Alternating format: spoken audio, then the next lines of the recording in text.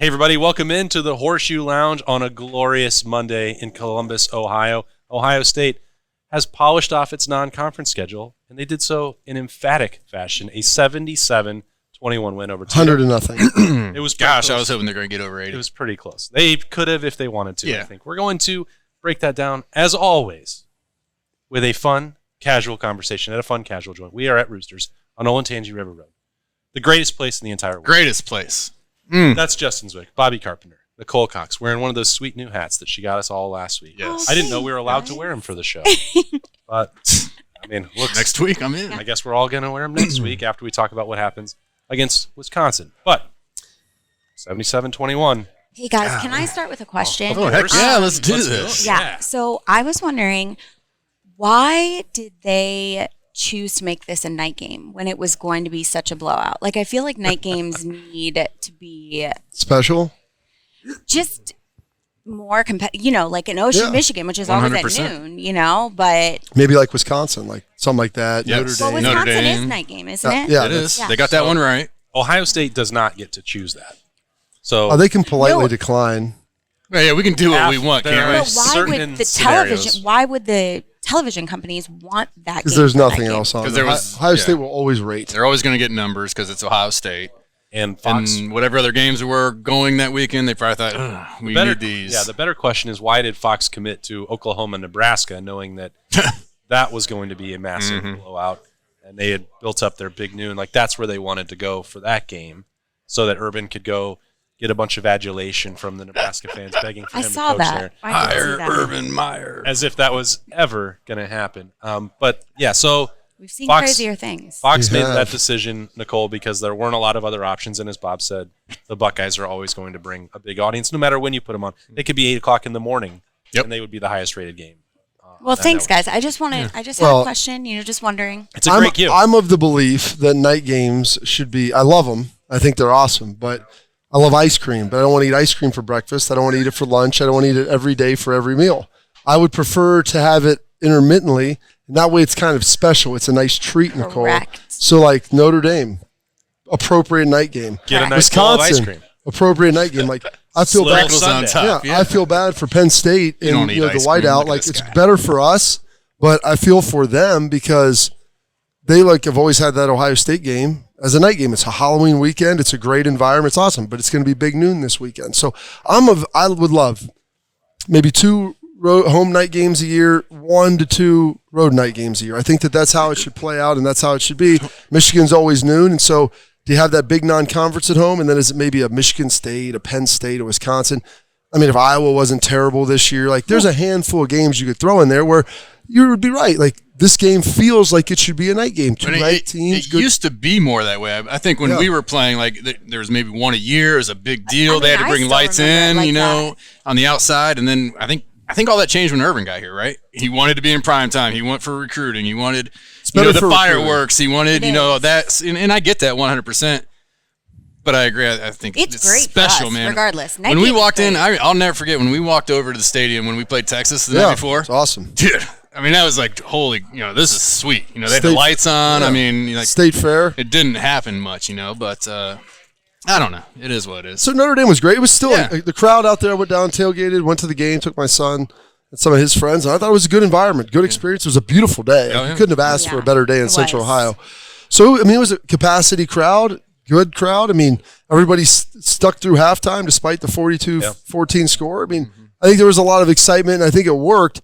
Just I don't know if I'm with you, Nicole. I don't need to see Northwestern or Rutgers be a night game. Now Rutgers is going to be 3:30, but I was just over there talking today. I mean, put it at noon. Let's get it over with. over with. Yeah. Play the game. Coaches can go start preparing, see their families a little bit. Players can go out, relax, put on Jagged Edge where the party at, and figure out what they're going to do that night. Is that the celebratory song right It now? is a long It is. day. From a tailgating perspective, it makes it an extra long day for sure, and too. I don't like leaving the Horseshoe at 2 a.m. Oh, gosh, I'm sure, yeah. A Toledo game that had been over for 6 hours. Well, that's the problem. The game has been decided, and it's still 11:15. Where is your tailgate, Bob? I was only invited to swing by Boren's tailgate. Oh, jeez. And he welcomed me in with open arms. I was just at the fan tailgate Okay. this week. We'll have one set up this weekend for Wisconsin. And I didn't feel it appropriate to bring my son and his friends to the Bourne tailgate. I've been to the Bourne tailgate before, and it's a great time. But sure. I was just talking about the night games. There's some appropriate situations and scenarios, and you've got to make sure you're good. Like Nicole, she could have her oldest daughter come, but probably doesn't want to bring her younger son like to a tailgate like that. And then even with Riley there, you want to keep an eye on her, to make sure it doesn't get The Bourne too crazy. tailgate is NC-17. It is. It's like Game of Thrones, where I was looking more of a Ring of Power situation. All the intrigue without maybe quite the graphic nature that you're going to see. I was coerced, Bob, to break one of my rules about Saturdays and me going to work by stopping in at the Bourne tailgate. It was a big mistake on my part. No, it's your favorite mistake. And Cheryl. now Zach says, "Well, Ohio State is undefeated and averaging when you're 77 points a game. If I swing by and take a shot of Fireball." Well, I heard that the more you take, the more stopping by that tailgate. the more they score. Nicole, it's an awesome time. Oh no. It's a good time. You listen. I know my boundaries. That shots of Fireball Sometimes are not part of my boundaries. You want to explore the space, though. Really explore the space. I think these two actually did explore some spaces. I explored a this little guy bit. in North Carolina and this one over here with Parents Weekend. So Oh yeah, you had Mom's Weekend. Yeah, That's really It was fun. really an explorational time down there. Down in Athens. It was fun. It was fun. People watching. It's fun to see the parents out. And Oh yeah. yeah, it was a really good time. My husband and I had a little too much fun, so we left a little early, which is fine. It was probably for the best. It was probably it's always good for to get in the best. bed early Yeah. in a situation like that. Probably for the best. you've got to know when to adjust the plans. Yes. But everyone was still able, of course, to get in some viewings, at least one, of Ohio State, putting a beat down on Toledo to get ready for the Big Ten slate.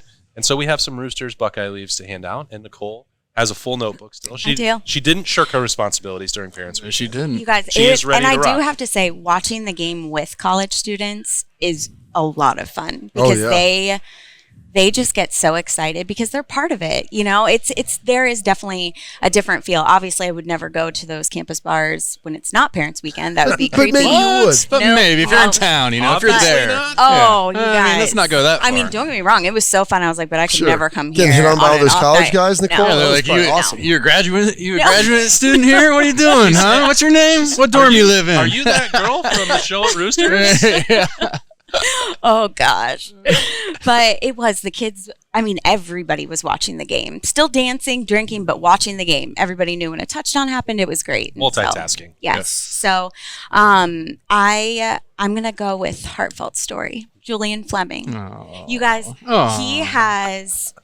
he has just kept plugging along. He's had injuries, which has to feel like such a just such a beatdown, just like, gosh, one more hurdle. And he went out there and he scored 2 touchdowns. It's like, it's amazing. He deserves it. I'm just so happy for him and the team. And so he gets my Buckeye leaf this week. First catch of the year, a real circus act down there in the end zone. Oh gosh! Well, it looked like there was about 3 Buckeyes that could have put their hands out to catch that Watching ball the as it's backfield. coming down. It's like I forget who was in front, but I think I think Marvin was coming in the back and he had his hands I think out. it was Mayan first. Yeah. Then you had Julian in the middle, Julian, and Marvin's falling out the Marvin's, back. behind. It's like one of them, any of them could have caught that almost. Yeah, it's pretty good. But cool, yeah, it was cool to see him, finally, be healthy and get in there and, get a catch. You just want me to go ahead? Yeah. Because I'm going to go crazy. with the guy who threw that ball. Oh, okay. I mean, what was he? 18 to 20 at halftime for about 300 yards. Pretty good. Only 297. Oh, yeah, sorry. Yes, 297. Yeah. Ending the game over 300. I mean, the kid looked like he was on it. I mean, there's a couple times where I thought, like, was that a half second late? Was he worried about this? I mean, it ended up working out. In the back of the end zone. I think it was 2 of those in the back of the end zone. It just felt like it could have been there a little sooner. Nitpicking, of course, because the kid was out of control. But what a game! And you finally get one of those big number games in out of your system. Get back in that maybe Heisman talk. Watch C.J. Stroud. You keep it going. I mean, yeah. So I think it was great for him. I want to also throw one out to my boy from Massillon. First TD. Boy. First TD of his career, and McCord, because 100 yards. I think Kyle and him have a nice little relationship. I think they've been working a lot together, and it was cool to see Kyle get out there and A lot of 5-yard out. And I've been there. I did it back in the day. You get that mop up. You start hitting the sidelines, taking what they're giving you, and then he gets the big one with Devin or not Devin, but Jaden, and he gets to show off his speed. The other really fast one from Maslin. The fast one from Maslin? Is that what they say? Number 9, yeah.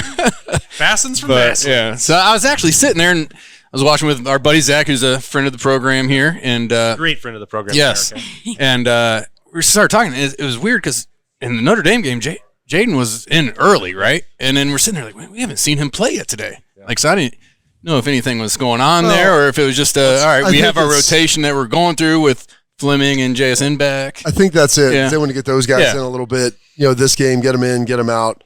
Get healthy. They've already seen, obviously. Yeah, fair enough. But about the time we started talking about it, he's in the game and he's catching some balls and, he's looking pretty good. So I was excited a little stiff arm down the sideline. Yeah. It's nice, man. And he took off, man. He's got some jets. Oh, you got to be able to use that at some point. I was really happy for Kyle, though, getting there. Yes. I was hoping they were going to let him throw it, and then they did, and he looks like our quarterback room, is what we think it is. The reality is, too, next year, C.J. Stroud is not going to be the quarterback at Ohio State, so you want to have a guy who... Spoiler alert. Well, I can't say that with 100% certainty, but probably with the same certainty you had of the Browns winning the game after scoring that second touchdown.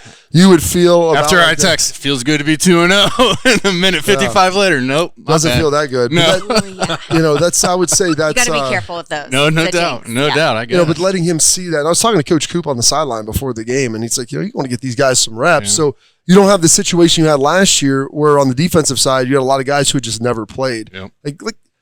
Kyle should throw out close to 100 passes this year in a game. There's no reason why that couldn't be the case over the course of the season. Yep. Some real passes where you're going through check downs. You're not just all right on here on the sideline. I'm going to do this, but you can't practice. The practices they have through the week. You need to be in the shoe with all of the fans. Oh, yeah. They need that. That's right. You can't. They need that in all these times when we can kind of get away with it. As opposed to it being like, oh my gosh, you know. These guys can vouch for that. It's a different all the speaker noise in the world on the practice field is not the same as when you're in that stadium with all those people on. And it's all a night pressure. Yeah, it's a night game. And there's a lot of stuff around it. Yeah, for sure. Friends and family are watching, people back home. So that was good. I'm gonna give mine to a guy who started out as a defensive guy here. He's kind of meandered around. I've been championing him all season, just watching him be able to move, and that's my guy Cade Stover. I knew it. Listen, he's got the Barry Bonds arm band up there, looking like the Winter Soldier. It's Gronk. He's. But somebody from a different. I can't remember who else on the beat. Didn't mean to interrupt, Bob. But they were calling him Farm Gronk. Farm Gronk. That's a terrible name. I don't like it. We got to come up with something better. It's got to be better than the Winter Soldier. We could get him like a little deal, Captain America's boy, get that sweet hair. I love it. But Cade's awesome, and he's worked really hard. He spent all off season working. I told people he's more athletic than what you think. And especially tight end, getting him vertical. He's a tall guy. He can jump. It wasn't like we were throwing those little 5-yard home routes to him. They're stretching him down the field on benders. Yeah. They ran a wheel to him. Yep. They tried to hit him again on something else. They realize they got a good athlete there. They're trying to use him. Because everybody just looks so far outside. And if you have Jackson in the slot, that's going to get the double. So you're going to get one-on-one with a linebacker a lot of times. It's just like that seam ball, with a guy that's tall, just dropping it right over the top. That's money. It's quick 20 yards. So no one's going to play him single high consistently. So they've got opportunities there. So happy with him. And then I want to give another one too. My guy Rich. This is. I like it. It's like Schlegel. It is. Well, this is a guy. He's a Korean War vet. He was up in the suite I was with. They wheel him in there. He's in a wheelchair. He's got a sweet hat on. Started talking to him about the game. And he gave me a Werther's original. And I'm like, cool. Man, Richard. Oh, yeah. I was like, it was fantastic. I felt like my grandpa's gone. He used to give us Werther's originals. That was such a grandpa thing when we were growing up. Butterscotches. He did butterscotches and Werther's originals. Bowls of them in the house. Yeah. And he pulled out and gave me one. I was like, man, that is awesome. And there was the crew beside us had the suite. There was a bunch of Toledo's board of trustees or regents or whatever it was, and one of the guys, I started talking to him about Dallas Gant and everything, and he's like, he gave me one too. I was like, it was awesome. He was awesome, dude. Walking around with Werther's in their pockets. I still have it. I wanted to savor it, and I'm going to probably eat it today. I was very excited. That's amazing. When was the last time you had a Werther's? It's probably been at least 10 years. My grandfather passed away a long time ago, and he used to always have them, and I'd stumble across them every once in a while, but You know, he popped that thing out of his pocket. He had his Korean War vet hat on. I'm like, gosh, you're a fine American, sir. Yes. Thank you for your service. That's I don't think that they're legally allowed to sell Werther's Originals to you if you're not 60 years old. You're right. It's like living in like some of the planned out communities, like the senior living. They check, are you a grandparent? Here, you can have them then. But look at that feeling we get when we get one. I mean, it's like so priceless. good. Yeah, no doubt. All that stuff that you look forward to in your life. You're 18. Oh boy, here we go. You get to add one thing you can buy. 21, it's time to go to the bar. Yeah. 25, I get to rental car. Dude. Like, what else is there? Well, it's 60. That's when I'm getting my Werther's Originals. 65. I get. That's awesome.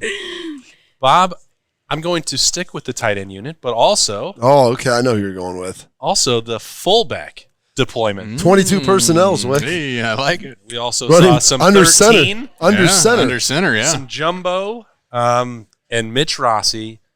Just, I had a lot of conversations about Kevin Wilson. They didn't know for sure if they would get Mitch Rossi back, if he'd want to go for another year. So I think we can find. Who doesn't want to be a Buckeye longer? Yeah. I mean, I think don't deep down rush. he would. Don't rush out of college. Also, Cole was at Mom's weekend. She was go back. There was also some rolling in class. scholarship number manipulation that had to play out as well. So that was part of the calculations. And they said, look, Kevin Wilson, I believe Mitch Rossi can be an NFL fullback. Now, how does that work when you don't actually use a fullback in the offense? Well, if you can do that and you can bring value, you can go block, and then maybe sometimes they'll just put the ball in your belly and let you go plug in for a touchdown. Yeah, it was awesome. And you feel good for guys like that. Put in that work. You start as a walk-on. You amazing. Bring value. You add value. Play special teams too. Stick like, around. Oh yeah, Key member of the special teams. Gets it done. Gets a touchdown, and not just like the 11th touchdown of the game. No, yeah, like, it was, which they were a lot to spread around, but pretty significant one in a 77-21 win. Him and Cade Stover with what they can do.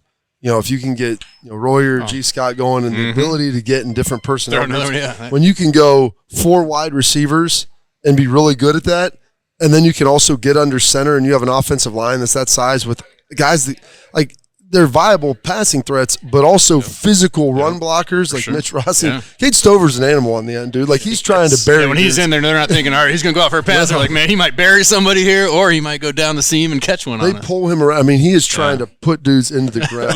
He's also got a little bit of wild card in him. Shankability. Yeah, a little shankability. When CJ got tackled on that handoff in the red zone, I could see the red in Cade Stover's eyes from the press box. Oh, Mike Evans. He was, Mike. That's Tom Brady. What do you want me to do? I don't remember if it was number 2 or number 5, but whoever did it, I watched. Like Cade wanted to fight him so badly, but they said no more personal fouls this week. That's right. Then he was lined up in the slot, and I said, I'm going to watch here because if he goes and I think he's probably got a route here, but I wonder if he just was staring at the dude the whole time. Like he might just abandon that and go take this guy out legally. Ooh. I'd be like sweating bullets on the side. Like, come on, keep it together. I mean, Cade is a bad dude. Yeah, like, I love it. That's the type of way, in the best way. Yep. You want to smash their face in a positive manner. That's right. Hey, it is. That is it. I like the aggression and the protection that he has and the love he has for his teammates and wanting to keep them protected. Yeah. So that's great. Shankability, man. Yeah. He's a guy that will stab another human for you. That's what you want. But do so within the confines of making sure that you're not going to hurt the team. Follow the rules. And then without hurting the team. Inflict pain. Take advantage of situations like, I don't know, an appetizer Tuesday. Let's take advantage of that. With the start of the Big Ten season, are we going with the mozzarella sticks as the appetizer Tuesday? Yeah, sorry. I was just getting it in the picture so they could see it all. Mac and cheese. Well, I know, but I was just bringing it all together. Jay-Z taste tested the mozz sticks. Oh yeah, they were good. This long was the cheese I had. Yeah. It was perfect. Yes. It was really good. And we have the Buckeye Bowl trip, guys. Hey. Hold on. Register. Can you zoom in and scan the QR code right here to help you register? If you can't do that. It's that easy. They do it for you. You can go to roosterswings.com. Register there. 12 winners, 24 people going. Yes. Deluxe accommodations. We had a student airfare. Oh, really? Students can. Yeah. That is a big time win. Yeah. Here we go. So excited about that. It must be 18 or older? 18 or older, yes. Okay. So they're 20, I hope maybe might be 21 by that shit trip. sounds like a fun trip. Well, if they can get to 21 by then. Yeah, really exactly. Just in time to the Horseshoe Lounge. Hey. I don't know what the show that is. The Horseshoe Lounge. That was a different show. I don't remember where that was. Get yourself together. Yeah. I don't know. So It's been a long weekend for all It's of a us. 3-second delay. Yeah, we'll just Berm can edit that out. The mod sticks are $2. $2 on $2. Tuesdays. $2 appetizer. Get Tuesday. in, get them. They got them. Yeah, and what's this?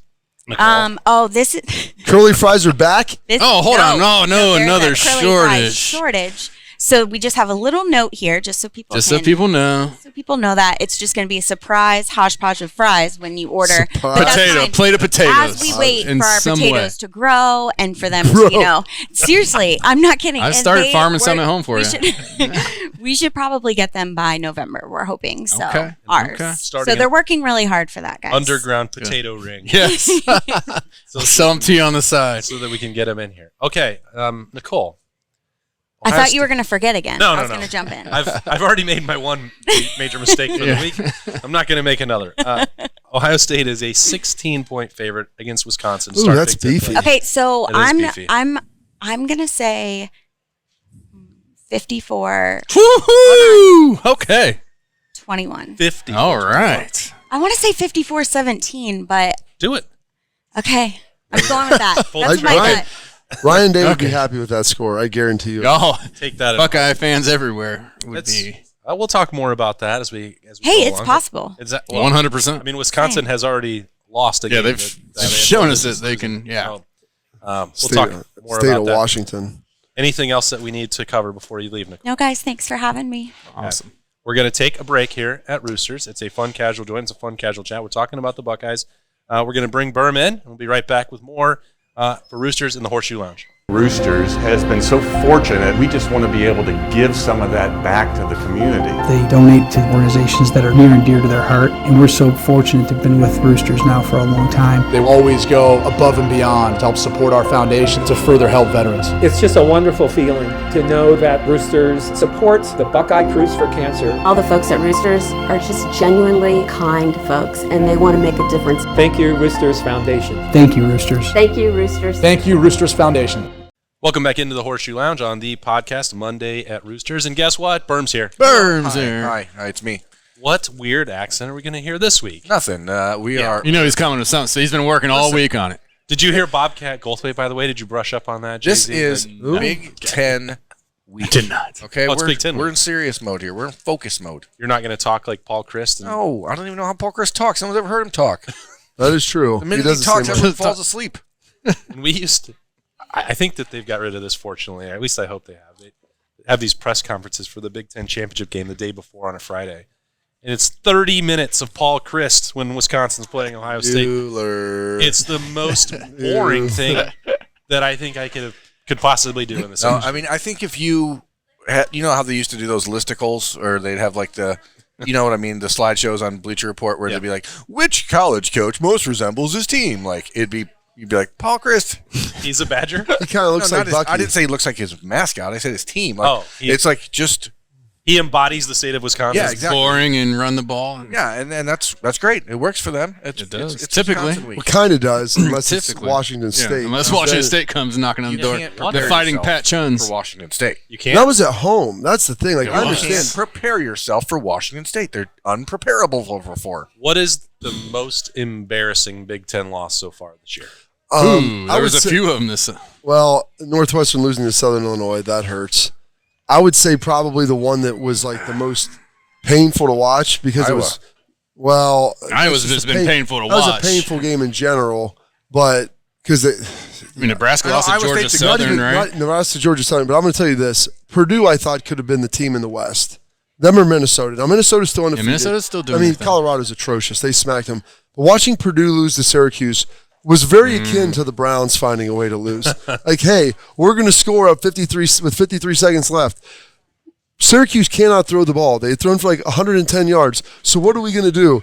The Giacomo tight end who is out there playing wing, I'm not going to let the guy block it because that would be everybody's doing that now. I'm going to go chirp at the DB that I just caught a touchdown. Oh, 15 yards. Now we're kicking off from like the 20. Oh, wait, special teams coach gets on the field. 15-yarder. Now your guys are lined up in the end zone, kicking off, give them the ball on the 50. They don't even get any yards. They get a holding call, get to the 40 from the 30. They had 3 timeouts, didn't even use them because they didn't even complete a pass in bounds. And then they completed 1 pass with 7 seconds left in the end zone for a touchdown. I'm like, Purdue, what are you doing? I thought, Brom, you were supposed to be smart. Between that and the Penn State game, heads would be rolling. Like, you can't blow multiple games at the end due to poor game management. Like, whether it's clock management, situational management, defense, special teams, like just doing stupid things. You did it against Penn State, and it probably cost you that one, and then you do it again. What are we doing? I didn't think that Purdue was going to be the one, but it's hard to Bob argue makes that. a case. Bob made a case for it. I literally was like, okay, man, Purdue got this in the bag. Beat Syracuse, who's sneaky good this year, has played pretty well. On the road. Beat it's a road win. I mean, like Syracuse, I think, is probably going to win 7 or 8 games, and you could have had a win against them that would have helped. Do you think it's weird that the Carrier Dome is named after an air conditioning company, but there's no air conditioning in the Carrier Dome? And also now it has a different name.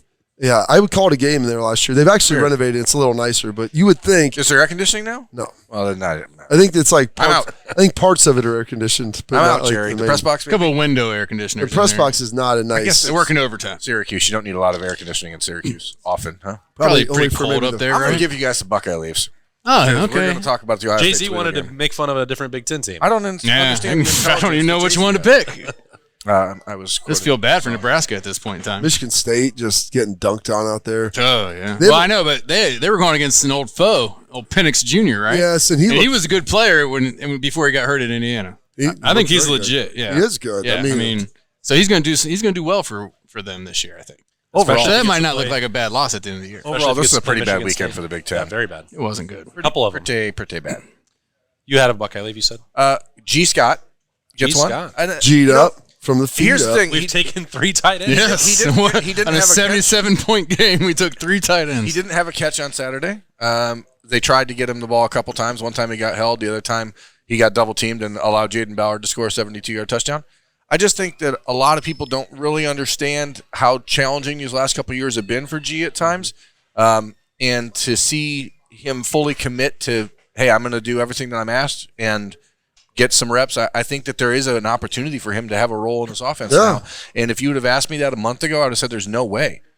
So kudos to G for just stay the course, man. Stay in the course. That's a guy who was a 5-star wide receiver coming out of high school. He's not a, wasn't some slouch who came in and was an athlete and they didn't know where to put him. It was just, hey, if you want to play, this is what you might have to do. And it took a while for him to get there mentally and really physically as well. I mean, he's had to bulk up. I mean, you go down putting your hand in the ground. It's a little bit different than being on the outside. He's a really capable blocker. He's done a nice job in that spot. And then Saturday, like I said, they had the holding penalty that I think he probably would have been targeted on for a potential end zone shot. So I think that you're going to see him start to move up. And defense, I'm going to give it to Tyleik Williams. I thought he played probably his best game since last year's Penn State game. And I'd like to see a kid who people have high expectations for him. He's been a little bit underwhelming at times with his commitment to conditioning. That's a good way to put it. And Saturday, given an opportunity to play a few more snaps because Michael Hall was out, I think he stood up and played a good game. So if you can get that sort of effort out of him in Big Ten season when you have Michael Hall back, hopefully Ohio State will play the 2 sophomore defensive tackles because they are the best defensive tackles on the team. I'm going to have to tell Jerry to up his game because I was looking at the press release for like who's in, who's out, who's questionable, Jackson Smith and Julian. And then I see Proctor and McAllister on the sideline, which I had there was sneaking suspicion that Tanner might not play, but I didn't realize anything about Josh. I think it's probably because you were reading Rivals and dotting the I's and following me on Twitter where I was saying there might be an addition here. I'm not sure why they're not on there. But I'm like, they weren't anywhere on that. Not possible, not out, not just in. Nothing. Yeah. It's those soft tissue lower body. Oh, yeah, I get it. Yeah. Well, listen, there's no need to. I'm not saying put the guys out there. Tanner's been battling, like you said, soft tissue stuff, lower body. Like, dude, get healthy this week and be ready for Wisconsin, 100%. And you know what? It opened up for Tanner. Oh, Berm was happy. He was a happy one. I'm happy for every kid who gets a chance to live out their dream at Ohio State. Yeah, but there's a different level of happiness. One of his Cams. This the favorite. One of the he's in your an important favorites. opportunity for Cam Martinez if we want to go down the rabbit hole. Let's do it. That's a kid that obviously he's just learning how to play defensive back. This is his first career start. He played well. He was a little bit inconsistent against Arkansas State. State. We can take a break now. He was a little inconsistent against Arkansas State, and he was much better on Saturday against Toledo. He was in the right spot. He was, if you look at a couple times the secondary had some issues, it wasn't on him in any of those instances, and that's tends to be on the same guy. Those instances. That's the growth you want to see. I mean, has been a trend. There's certainly been some question marks, and I was talking about it with Bill on the podcast daily on Monday morning. Like, I don't think that not playing Tanner McAllister and Josh Proctor is that big a deal because in my mind, Lathan Ransom and Cam Martinez are essentially co-starters in the secondary. We saw in that first game. I think right? they have 8 guys. I think there's probably 8 guys you could put back there, 8 or 9 guys over the 5 spots. Where I feel pretty good after watching them go and knowing what they can do. Yeah, so I don't think that you lose that much removing Proctor and McAllister other than depth. Some experience with McAllister, right, just you're going to get experience by playing football, 100%. right? So it's a big opportunity for those guys. Lathan's obviously made a lot of starts and played a lot of football, but for Cam, you're right. I mean, you hope that for Tanner's sake he doesn't get Wally pipped, but for Cam's sake, you hope he does. Yeah. For Berm's sake, he goes. Here's the thing, though. It gives them the ability. Tanner's great, awesome, and but something's going to happen throughout the season, right? It gives you the ability to go to Cam maybe earlier in a game, like last night in Toledo, get him in there earlier if he's got to come out, or if he has a little nagging injury.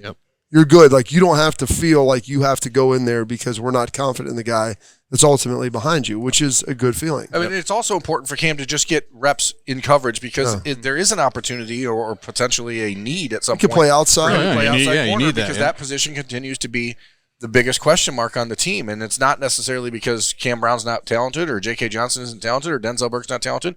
You just don't know what the heck's going to happen with Jordan Hancock's injury that continues to linger, with whatever's going on mentally with Denzel Burke. He just doesn't seem to be all invested. Mavericks disengaging? I mean, it seems like, honestly, there's a couple plays, and I don't want to pick on Denzel because I know last week was rough on him. And Are you a hater? He played better this week. But there was a couple plays, like not only the... Well, Jay-Z came in here at first, right off the bat, talking about the 50-50 ball. That was not a competitive... I don't even care about the fact that the ball got caught, and that's what I said on the podcast daily. The fact that he didn't tackle him at that point is more frustrating to me. There was a play in the third quarter where Toledo was backed up at the 1-yard line, and this play didn't end up counting because the Buckeyes got a timeout and they were given the timeout, where there was Daquan Finn was under serious pressure in the end zone. It's just an evacuation throw essentially out to the sideline, and the kid picks up 9 yards on Denzel Burke, and it has to be tackled at the 3. You just can't give that up. And then even on the 23-yard touchdown by Finn, Burke was not where he needed to be and was just really, really slow to react. And nonchalant almost. That's one of my coaches say you're a little too casual out there. A little too casual. Football's not a casual deal. Not at all. And I don't know if that's just I don't know what's causing that. That's not how he looked a year ago. No. And you need Jordan Hancock back because you have to be able to have this down. Well, and I will say this: Cam gives up the shot to Zeros over the middle, Ceros, whatever the Greek. I'm not going to blame that over the middle. Well, he gives up that. There may be some communication. He's frustrated, but I will say, like, they came back to him later, like the next drive, and he batting balls down. Like that's the most reassuring thing, and you would expect that out of a guy who's been here as long as he has. But defensive back is like playing quarterback. You're going to have a bad play. Oh yeah. You got to come back. Forget that play. You're right back on it. I mean, it's the hardest position to play, in my opinion. Yes. So you're going to give up play. These guys are on scholarship too, right? It's going to happen. Yeah. You give up one, they're coming back to you. They're licking their chops, saying, "We're coming at you." As a defensive guy, I mean, this is where I think people are going to talk. Again, there was a lot of conversation over the last month about in an aggressive defense, you're going to give up big plays because sometimes guys just make plays against you. Do you have? I don't think those plays were because of the nature of the defense. If that's what you're, no, that's what I want to get to. Maybe from you. What about maybe the Finn run was right? Finn, dude, when he ducked in between some guys. Yeah, I mean, it was a great play. Yeah, he's a heck of an athlete. He sort of identified the blitz and was like, "Well, I'm out." Yeah, and he got out of there, and you're trying to scramble, but like you said, I think there were opportunities to get him on the ground. Like there's a big difference between giving up 23, or 10 to 10 yards where guys rally and kind of get there. And I think you probably could have got him to the ground, maybe a little bit more sense of urgency at some points to be able to do that. But to me, it's when you're aggressive. And either there's like a massive miscommunication, which there may have been on that Cam Brown, the touchdown. That one, I don't even know that it was I mean, I've tried to rewatch it a few times. Yeah, we just watched it. That's the one we watched before. It looked to me like Lathan Ransom was expecting Daquan Finn to run. Yes. Yeah, because when he stepped up, he had 20 yards if he wanted it. So then Lathan stopped and took a step forward, and at that point, the ball went over his head. Behind him, and he's trailing. There's the quarterback's no way trailing. Cam Brown would have been able to cover that kid. I mean, he had inside with leverage. the angle. Yeah, with that angle he was on. There was not. He was expecting somebody to be there when that ball went in the air, and oh crap, there he wasn't. He had some help there. But I mean, this is what we're going to expect out of the Jim Knowles defense at times. You're going to have some opportunities to have holes because they're so aggressive. Do you see an issue watching the edge rushers that are maybe going just way too far upfield, or how do you stop that? Because on an athletic quarterback, right? That's okay, and that's part of the issue. And like, there's a fine line. You want to get pressure. And I joke with John Simon about this all the time. Nick, the Patriots have been as successful against like Pat Mahomes as anybody, and like they don't rush him. Yeah, it's like just build the wall. Like stand around. Here. We're gonna rush like 2 or 3 guys, and you just close don't down go passing lanes. Yeah, and just don't let him scramble around. Like continue to press him, get him further and further behind the line of scrimmage. He'll keep retreating. Oh yeah, he won't try to weave through as long as you're not aggressive and let him get those vertical seams. Like you see him step up under the rush and then slide out. Aaron Rodgers does as well as anybody. Oh gosh, yeah. And then you're like, just stand over there on the numbers, and there's no one around. Nobody. Like, and like the defenders, it's nauseating. Yes. So that's one of it, and that comes in D-line coaching and when to be aggressive, when not, and then also like blending in some of your stunts and pressures, like make sure everybody's got those rush lanes filled up. And sometimes too, man, the quarterback, like there's just a split-second seam, and they see it, and if they're going to try to run through it, and quarterback's got his back to him. Hey, they're coming to lay the wood, and you just got to know this guy's an athlete. He's going to spin out on you. So I haven't seen anything that I would deem as like they bring a lot of pressure. And the big thing I'm concerned, because it's kind of a complicated defense where there are guys rushing who shouldn't be, or guys rushing who should be, or they mix up their rush lanes, and guys like collision, and the defense isn't effective due to the human error of trying to get it done.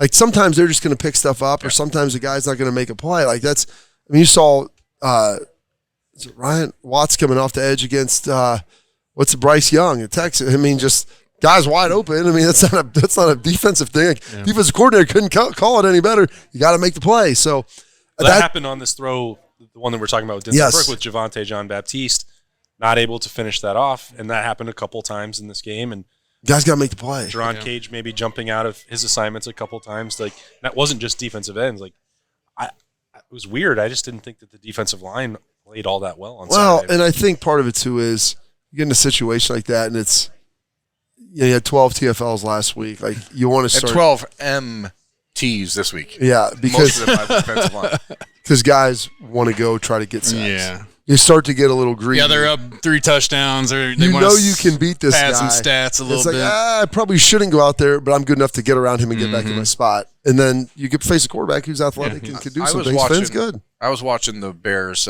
Packers on Sunday night, and Robert Quinn, who physically does not look like what you'd expect to be an elite pass rusher in the NFL, who had like 21 sacks. He can run in a circle. It's like a dog. Yeah. Like his ankles bend at a way that other As I'm watching don't. that and then comparing it to what JT Tuimoloau and Jack Sawyer and Javonte Jean-Baptiste and Zach Harrison do, those guys are just going straight up field, but they're not turning their body. Bend it. And I watched Quinn on a sack against Aaron Rodgers. It was like a 90-degree turn. It was crazy.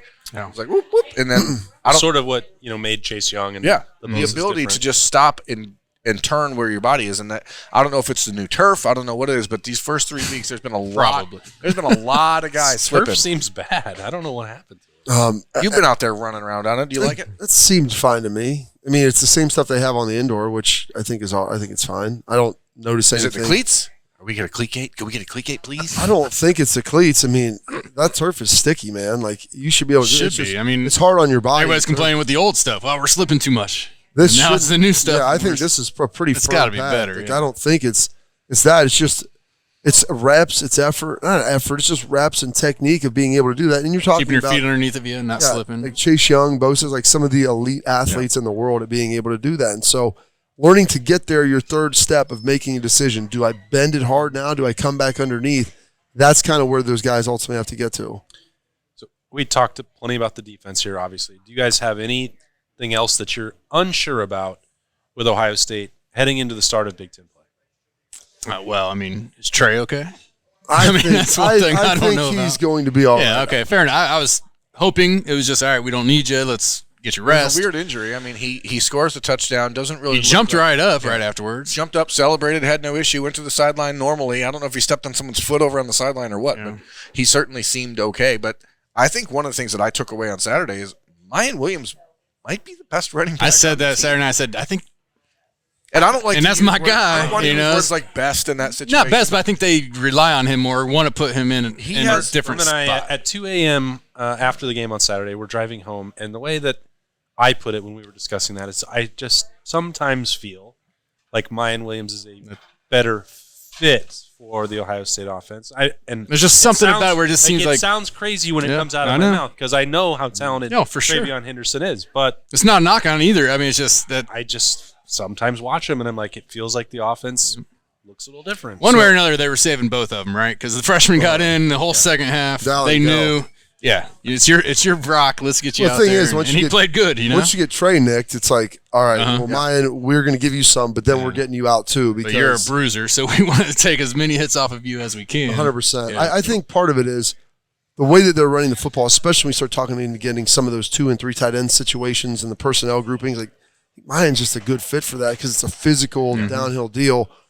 Trey's obviously a little quicker. I think he's more elusive in the open field. And if you're going to get him out there and utilize him in the run game and like in more of a true zone read, I think that he would be more effective. But with kind of the power run scheme that we're going A or B gap, I mean, you want a guy coming downhill, right? You want to stretch it. You want your quick guy who can get out there and, But this is what's confusing about it. If rewatching that game, there's a lot of that stretch type of stuff. And Mayan is seeing the hole. He's got good vision. And hitting the hole. Good vision. Dallin Hayden saw the hole and hit the hole.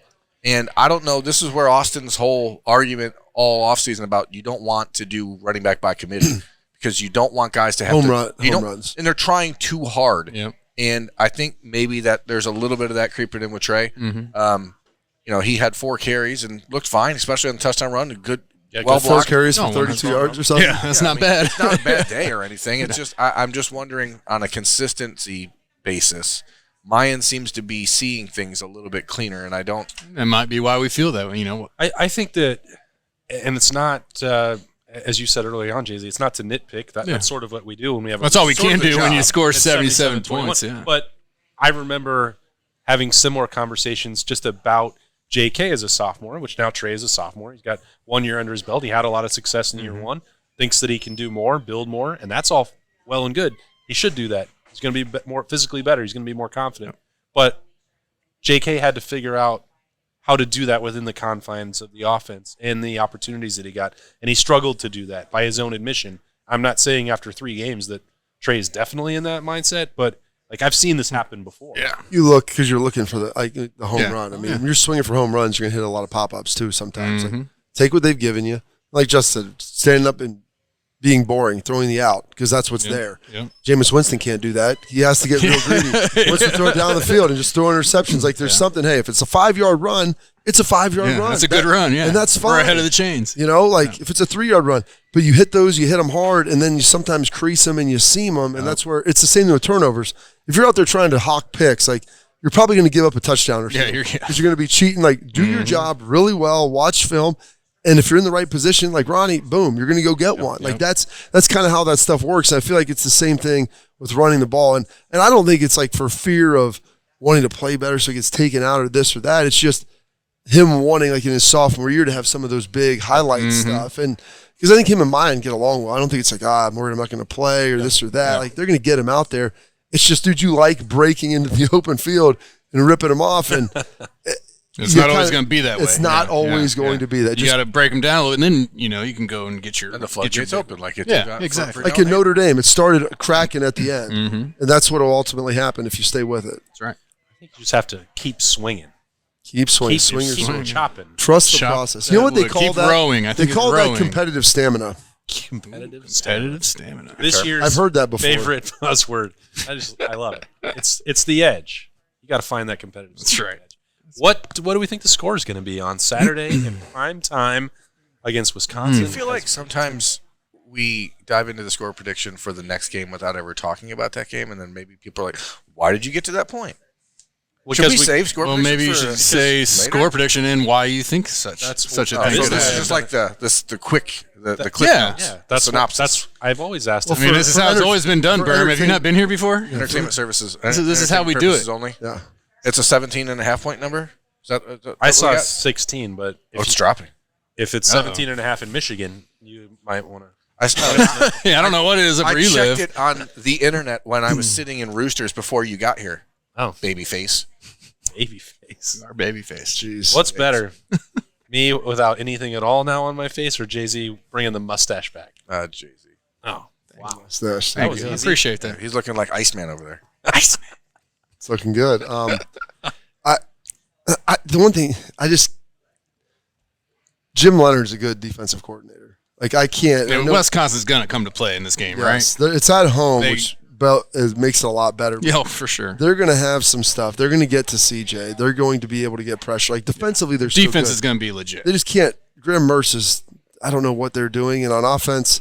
I watched that part of that Washington State game, and every time I watched it, they were running for 8 yards a carry, and then all of a sudden you throw the ball 8 times in a row, and then they don't score. I'm like, how did you not get points? You just ran it 3 times for 22 yards. What are we doing? Yeah. Why are we doing anything but that? Outsmart themselves. So I think they're going to. This will be a good challenge up front for the running game to be able to go get stops, and they're going to have some stuff. If we can score 31-35, I'd feel pretty good about it. I'd like to hope that we're going to be able to slow down this rushing attack.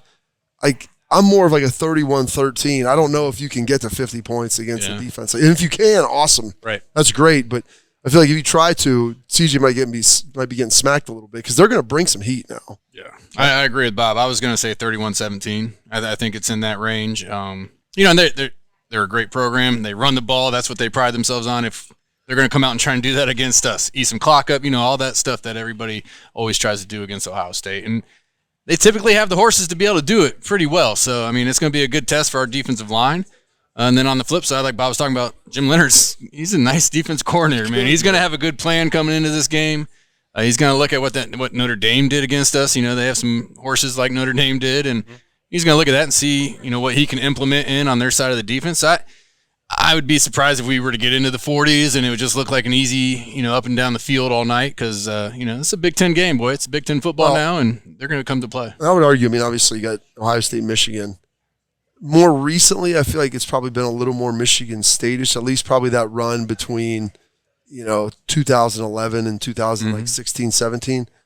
And we've kind of rotated off Wisconsin because they've been in the West. But this used to be for like the last 20 years. It was like, yeah. There have been some absolute battles. 100%. Since like 98, 99, starting like dancing on the W up there, dancing on the O down here. Our freshman, sophomore year, we had 2 good games against them. C. Grant lit it up. Yeah, very impassioned speech. Like, we're going to win and we're going to dance on the W. It's just like, we're winning. Okay. Yeah. Like, I didn't know. And then they started showing this, like, from the season before, them dancing on the guys fighting. It's always an intense, really physical game. Yeah. And so you're going to get some of that. So, like, this, I still feel like you have a lot of that. And Wisconsin probably feels like, for a lot of times, they're probably the second best team in the conference fairly consistently, and they just haven't been able to get over that Ohio State hump. Wisconsin does not have a sack in 3 games from any defensive lineman, which tells you, what does that tell you? They're blitzing the linebackers. Right? They have. See how much we learned? But that's how they've attacked Ohio State in the last couple of years, and I think that's an area where C.J. Stroud is a touch better than Justin Fields was at identifying that and picking that up and maybe beating that. I also think Ryan Day is fully aware of the fact that Jim Leonard is kind of prepared, I would hope so. Prepared well for him. Yes. You think. And I think that the Buckeyes will try to do something a little bit different this time around. I'm not as down on Graham Mertz as most people are. I know how – and the reason for that is because I know he was absolutely Ryan Day's number 1 choice at quarterback in the class of 2019 before Justin Fields became an available option in the transfer portal. Like, Graham Mertz is who he wanted. So he obviously knows there's something about Graham Mertz that is successful. Something about Mertz? Well, he must be wondering what's happened. No doubt about that. I don't believe this is as good a Wisconsin team as we've seen in the last few years. I don't think that they have even Braylon Allen, who's a really talented sophomore running back. It's not Jonathan been Taylor. Kind of underwhelming this season. Their run game has been underwhelming.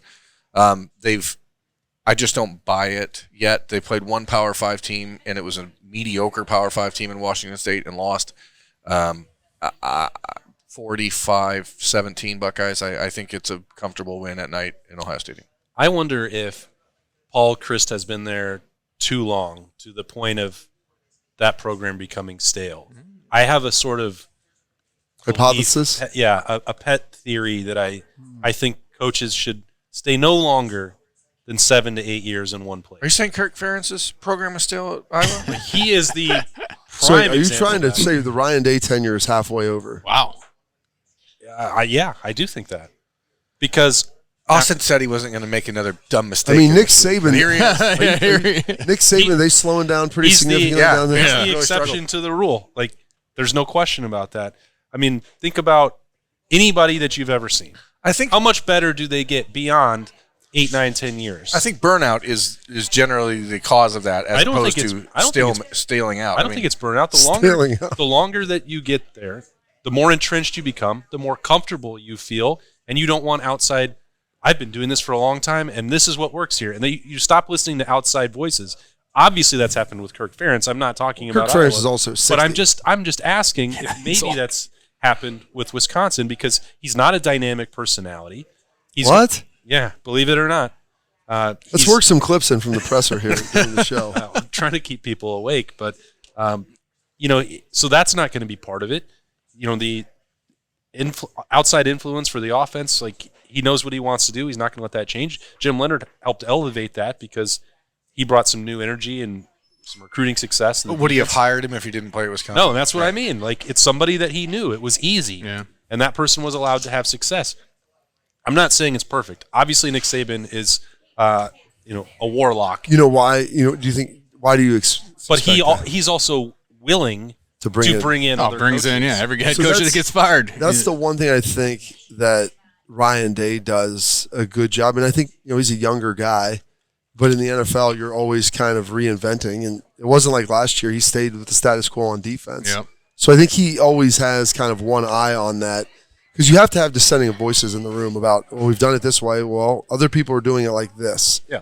And I think that there's an element of that happens at Ohio State that makes them pretty darn good. And that's the same thing that happens at Bama, because you see coaches continually coming and then leaving and going other places. And you've seen that at Ohio State where, as much as you want guys to be here, you also see guys go and have success. That's what Urban Meyer did very well in the first half of his tenure here. And then got comfortable and then decided that he wanted his best friends. Billy Davis, Greg Studrawa, Greg Schiano, which it worked initially, but then you settled into that habit. Had Brian Hartline sitting in the back of the wide receivers room for a year. Didn't have a full-time spot for him. I'm just saying that's something that I've noticed throughout my career, and that I think there's value to that, because you're not generally going to keep sustaining that success forever if you're not open to reinventing yourself, which is what Nick Saban does. Open to exploration, I think. Ooh, get in there. Whatever that means. That's the Monday night show. I mean, that's the after dark show. It's whatever exploration means to you. I've heard people say they tried anything once and just about anything twice. So what does that say for us about the score prediction for Ohio State and Wisconsin this weekend, Austin? What are you trying to say? What are you getting at? I think that Ohio State will win this game more comfortably than I would have normally expected for Ohio State versus Wisconsin. I think I'm 100-0 again. I think it's going to be 38-16. 38-16. So that's still reasonable. I think it's a good, comfortable win. And I think Jim Leonard, as you all said, you made great points. I think he's a good defensive coordinator. I think maybe he should be the head coach of Wisconsin. Yeah. Well, I guess that's my thing, and because people always get upset with Kirk Ferentz at Iowa, and believe me, this year there's a special level of ineptitude that's going on there. But I'm like, parenting is hard. But you can only coach to the level of the players that you can recruit. And so they've done at Wisconsin and Iowa, they're not getting, it's like, oh, you want them to open it up? Like, you think they're going to go get the skill position players that you can at Ohio State? You can't beat them at their game. So you have to play a different type of game that allows you to be able to have success. Now you have to continue to pluck and be able to cherry pick. Like Wisconsin gets good running backs because of the offense that they run. Mm-hmm. They used to be able, and I look at this through the prism of, because I feel like it's kind of been one continuation from Barry to Bielema and now ultimately to Chris. Who was there in between them? Gary Anderson. Gary Anderson was there for a couple of years. 1 year, 59-0. Yeah, that's right. That was his only season. But they used to always have some decent receivers on the outside. Now, I mean, when we were there, they had Chris Chambers and Lee Evans, so a little more than decent. But they were Ohio guys. Like Lee Evans, Chambers from Cleveland. Yeah. I forget where Lee was from, but they did a good job of like grabbing guys like that. Like, okay, we're going to run the ball 85 times a game, and then if you don't cover this guy, we're going to throw a touchdown go over the top over too. Yeah, I think their best receiver now is from Ohio. Marcus Allen is his name from Trotwood. So maybe lightning strikes twice. Ooh. They had Wheelwright from Ernie from Reynoldsburg. Right? Whitehall. It was Ernie's younger brother. Was it his younger brother? One of them played at. The older one played with. It was Zwick and I's age. He played at Minnesota. But like being able to get those kids, like that's the way they have to play. If we're gonna, they got a lot of milk drinkers. Let's up keep there. going down the rabbit hole here. Ohio State signed an offensive lineman from the state of Wisconsin in the class of 2022. I didn't think we'd be able to beat that. That is not something that could have happened back in the day 5 years ago. And to your point, that may be a matter of things staling out a little bit or stagnating a touch in Madison. That would not have happened 5 years ago. No. This weekend, the top-ranked 2024 prospect in Wisconsin, his name is Donovan Harbour, is visiting Ohio State. This is his second visit to Ohio State. What's he in 3 play? weeks. He's an offensive lineman. See, that's the things that are crazy. And he right visited there. Ohio State for the Notre Dame game as well. This is his second time in 4 weeks. So clearly things are a little hard. And now, again, you're comparing apples to oranges if we're talking about recruiting because the NIL world has changed everything. And you have opportunities for kids who realize that, hey, Ohio State's a way different market than Wisconsin is. But not for a Wisconsin kid. It shouldn't be. Shouldn't be. And so you just have to wonder how long administrations will put up. If Minnesota wins the Big Ten West this year, which I think they're going to. I think they should. I mean, they have a bunch of 36-year-olds on their offensive line. Tanner McAllister. My fresh senior year when he was a freshman there. Tanner McAllister. Tanner Morgan. Tanner Morgan. Yeah. He was one heck of a quarterback. But young, but yeah. We were still young then. We could really talk a lot about this. Yeah, we could. And I'm a big fan of talking about stagnation. Good news is we have a full How about week. stagflation? I do not want to talk about stagflation, and America doesn't want stagflation, Bob. Wait, you don't want inflation going up with at the same time as the recession's happening? That doesn't sound good. I'm not an economist. That's not a recipe for success. I'm not an economist, but that sounds bad, and we should avoid that if we can. We should also avoid talking about this on this show. Yeah. That's the clearest signal I've ever had. Yeah. Did you guys know the Queen died? Is that right? That's I heard estimated 4.1 billion people are going to watch it. I didn't. How do they come up with that number? I didn't know that they needed a week and a half. I didn't either. Yeah. What's going on? Who sings "We Are the Champions" now?